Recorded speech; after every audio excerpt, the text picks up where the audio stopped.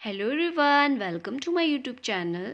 तो आज हम बात करेंगे डीईसी के जो थर्ड पेपर है आपका, उसके बारे में। और क्वेश्चन देखेंगे किस तरीके से क्वेश्चन आते हैं इसमें, कितने टाइम रहता है इसका, आवर कितने रहते हैं और मार्क्स कितने का होता है, और क्वेश्चन किस तरीके से आते हैं और क्वेश्चन कितने आते हैं, कितने करने होते हैं, सभी कुछ इस वीडियो के थ्रू आप जानेंगे। क्योंकि ये जो वीडियो है बहुत हेल्पफुल रहेगी आपके लिए। दिसंबर में अभी आपका एग्ज़ाम है और आप एग्ज़ाम की प्रिपरेशन कर रहे हैं, तो क्वेश्चन पेपर इंपॉर्टेंट भी रहेगा और आपको कैसे करना है इसका आइडिया भी हो जाएगा। ठीक है, तैयारी कर रहे हैं, करते रहिए। और इसी चैनल से मैं आपको कुछ क्वेश्चंस भी आंसर भी कराऊंगी जो आपके एग्ज़ाम के पॉइंट ऑफ व्यू से इंपॉर्टेंट रहेंगे, आपको हेल्प करेंगे। ठीक है, और यदि आप डीईसी की प्रोजेक्ट फाइल बना रहे हैं तो वो भी मैंने वीडियो बनाई हुई है, स्टेप बाय स्टेप आपको पूरा डिटेल में मिल जाएगा। तो प्लेलिस्ट में आप चेक कर सकते हैं, डीईसी प्रोजेक्ट फाइल करके प्लेलिस्ट दी हुई है। डिटेल में उसमें दिया हुआ है कि आपको कोविड-19 में, लॉकडाउन में किस तरीके से प्रोजेक्ट फाइल को कंप्लीट करना है। और यदि आप रेगुलर बेस पे बनाना चाहते हैं तो आपको परमिशन लेटर लेना होगा, वो कैसे लेना होगा, कहाँ से किस तरीके से आपको लेना, वो भी मैंने बताया हुआ है। प्लस आपको रेगुलर बेस में जाके आपको किस तरीके से बच्चे और गाइड को किस तरीके से अवलोकन और विश्लेषण लिखना, वो सभी कुछ मैंने डिटेल में बताया हुआ है। तो यहाँ पे हम सिर्फ यही बात करेंगे कि आपको जो क्वेश्चन पेपर है फटाफट देख लेते हैं और किस तरीके से क्वेश्चन को करना है ये भी मैं थोड़ा सा आपको गाइड करूँगी। ठीक है, और कोई क्वेरी हो तो कमेंट बॉक्स में मेंशन कर सकते हैं। ठीक है, तो चलिए स्टार्ट करते हैं वीडियो। अभी तक आपने चैनल नहीं सब्सक्राइब किया तो प्लीज़ सब्सक्राइब माई चैनल, और कोई क्वेरी हो तो कमेंट बॉक्स में मेंशन करिए। चलिए, तो क्वेश्चन जो है, ये क्वेश्चन पेपर आपका थर्ड है। ये इंग्लिश और हिंदी दोनों में आता है। आपका जो क्वेश्चन आता है वो क्वेश्चन पेपर आपका हिंदी और इंग्लिश दोनों में होता है। तो आपने जो लैंग्वेज ले रखी है उसी के आंसर आपको उसी अकॉर्डिंग लिखने होंगे। क्योंकि कुछ बच्चे कंप्लेंट करते हैं कि मैम जो मैंने लैंग्वेज ली है हिंदी में, क्या इंग्लिश में बना सकते हैं, या इंग्लिश में ली है तो हिंदी में लिख सकते हैं। तो ऐसा नहीं होता है। आपने जिस लैंग्वेज को चूज़ किया है जब एडमिशन लिया था या एग्ज़ाम फॉर्म फिल किया था, तो उसी के आधार पर आपको अपना आंसर लिखना होगा। ठीक है, और कुछ बच्चे कह रहे थे कि मैम आपका रीसबमिट करना है, जो फाइल है आपको रीसबमिट हमें करनी है, तो कैसे करें।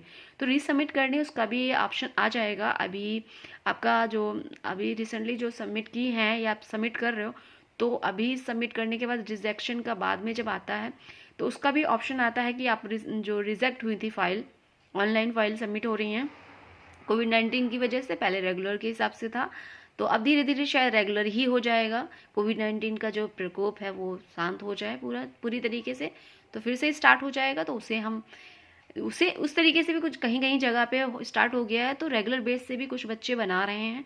यदि आप भी बनाना चाहते हो तो परमिशन लेटर अपना सेंड कर दीजिए। जो आपका स्टडी सेंटर है वहाँ पे आपको फाइल सबमिट करनी है। ठीक है, वहाँ सबमिट करनी है, वहाँ पे आपको परमिशन लेटर नहीं लेना है। आपको रीजनल सेंटर में अपना परमिशन लेटर लेके आना होगा। आप बाय पोस्ट भी मंगा सकते हैं, उन्हें सेंड कर दीजिए उनके एड्रेस पे। आपके पास बुक है उस पे जाके आप देख सकते हैं जो प्रोजेक्ट फाइल की बुक है।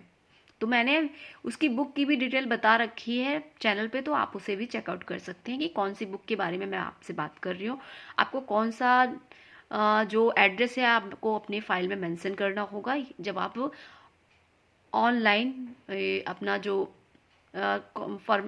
फॉर्मेशन लेटर है, कन्फर्म लेटर जो लेना चाहते हैं, तो जैसे कि एक स्कूल में एडमिशन जो आपको पढ़ाना है, तो परमिशन लेटर लेने के लिए आपको कौन से एड्रेस पे सेंड करना होगा। ठीक है, तो वो वीडियो के थ्रू बताया हुआ है। तो चलिए हम क्वेश्चन देख लेते हैं, बहुत टाइम हो गया। तो चलिए स्टार्ट करते हैं वीडियो। तो इसमें आपको जो क्वेश्चन पेपर है इसमें हिंदी और इंग्लिश जैसे बता दिया मैंने, वो दोनों में है। तो हम दोनों में देख लेते हैं क्वेश्चन कैसे आते हैं। तो क्वेश्चन का जो पैटर्न रहेगा ये पहले बात कर लें, क्योंकि क्वेश्चन के पैटर्न पे इम्पॉर्टेंट है।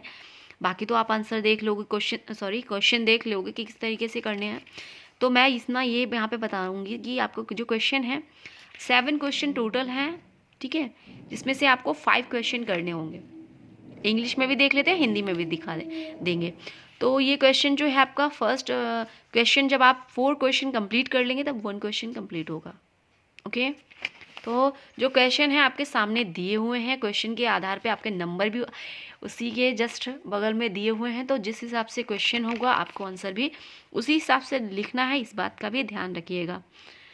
तो क्वेश्चन जो है आपका टाइमिंग रहेगा 3 आवर का और मैक्सिमम मार्क्स जो आपके 100 का है। Answer any 5 question, all question carry equal marks. तो कैरी करना है, इक्वल मार्क्स दिए हुए हैं।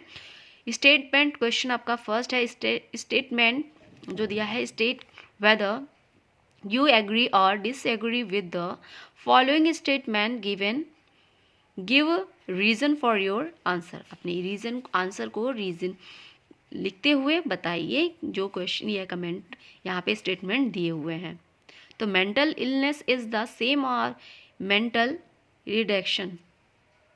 रिटार्डेशन ये है। और आपका सेकंड क्वेश्चन है, there are no positive effect of labelling special child या चिल्ड्रन। इसके बारे में आपको बताना है। In many ways a special child is like any other child. Next है आपका D, an impairment always leads to disability. ये क्वेश्चन है आपका। नेक्स्ट है आपका discuss the rationale for providing early child development interventions in India। इसके बारे में बताना है। What are some problem in the implementation of the ICDS program। तो ICDS प्रोग्राम के बारे में आपको बताना है क्या प्रॉब्लम होती हैं इम्प्लाई करने के लिए। जो क्वेश्चन होता है इम्प्लीमेंटेशन, जो भी चीज़ें हुई उसके में जो प्रॉब्लम हुई, ICDS जो प्रोग्राम चलाया गया उसके बारे में बताना है। आपके सिलेबस में दिया हुआ है, तो क्वेश्चन वहीं से पुट अप हुए हैं। नेक्स्ट है discuss why the organisation mobile creche has its name. तो ये जो मोबाइल की वजह से, तो उसके बारे में बताना है आपको। नेक्स्ट है आपका दो क्वेश्चन देखिए इसमें दिए हुए हैं। What service are provide by the field programme of mobile creche, ये है आपका। नेक्स्ट है what are the basic idea in the educational philosophy of the following. Tagore और मोंटेसरी दिए हुए हैं। नेक्स्ट है name the describe the activities of any one international organisation working in the area of child development. Next है आपका what is the child to child strategy of the communication, explain why this strategy can be effective for improving the health status of a community। next है आपका describe giving example the characteristics of effective supervisor। उसके बारे में supervisor की characteristic बतानी है, effective और example बताने हैं। नेक्स्ट है as an ECCE worker, what would you do if a child in your center has a fit। 3 question इसमें दिए हुए हैं। जब आप 3 क्वेश्चन कर लेंगे तब आपका एक क्वेश्चन कंप्लीट होगा। How would you manage N aggressive child. Aggressive child को कैसे मैनेज करें, ये कर सकते हैं, बताइए। How can you encourage speaking skill in children with visual impairment। next है give an example, discuss the benefit of using role play as a method of communication to explore the issue of gender discrimination with community member। Last question है आपका discuss the factor related to the communicator which can be barrier for effective communication। तो ये 7 question हैं आपके, हिंदी में भी हम देख लेते हैं। तो जिस तरीके से मैंने बताया, देखिए 7 है, ए और बी करके हैं, ये दोनों करेंगे तब आपका एक क्वेश्चन कंप्लीट होगा। ऐसा नहीं है कि आपने 2 नहीं क्वेश्चन किए, एक कर लिया तो एक का नंबर कट छूट जाएंगे, ऐसा नहीं है। आप एक क्वेश्चन करोगे, बाई चांस आपने एक क्वेश्चन छोड़ दिया तो आपका एक क्वेश्चन लेस हो जाएगा, 10 मार्क्स आपके लेस हो जाएंगे। 90 से ऐड होंगे। ठीक है, तो हिंदी में भी दिया हुआ है, हिंदी में भी देख लेते हैं। इसमें आपका दिया हुआ बच्चों के लिए सेवाएं और कार्यक्रम, तो इसमें भी आपका सेम इट इज़ दिया हुआ है, जैसा हिंदी में इंग्लिश में है वैसे ही हिंदी में। आपको 5 क्वेश्चन करने हैं और सभी क्वेश्चन जो है समान है, कहने का मतलब अंक सामने दिए हुए हैं। बताइए कि आप निम्नलिखित कथनों में से सहमत हैं या असहमत हैं, अपने उत्तर के कारण बताइए। मानसिक रोग और मानसिक मंदता जो दोनों समान हैं, विशेष बच्चों को लेबलिंग करने के कोई सकारात्मक प्रभाव नहीं होते, कई पहलुओं में विशेष बच्चा अन्य दूसरे बच्चों के समान ही होता है, क्षति हमेशा अपंगता का कारण बनती है। नेक्स्ट, भारत में प्रारंभिक बाल विकास अंतःक्षेप जो प्रदान करने के लिए तर्काधार की चर्चा कीजिए। नेक्स्ट है, ICDS कार्यक्रम को क्रियान्वित करने में सामने आने वाली कुछ समस्याएं कौन सी हैं। मोबाइल क्रैश, संगठन का नाम मोबाइल क्रैश क्यों है, चर्चा कीजिए। मोबाइल क्रैश के क्षेत्रीय कार्यक्रम द्वारा क्या सेवाएं प्रदान की जाती हैं। नेक्स्ट क्वेश्चन है आपका, निम्नलिखित के शैक्षणिक दर्शन के मूलभूत विचार क्या हैं। टैगोर, मंटेसरी के क्या विचार हैं शैक्षणिक दर्शन के। नेक्स्ट क्वेश्चन है, बाल विकास के क्षेत्र में काम करने वाले किसी एक अंतर्राष्ट्रीय जो संगठन का नाम है उसकी गतिविधियों का वर्णन कीजिए। संचार के जो चाइल्ड टू चाइल्ड कार्यक्रम है क्या है।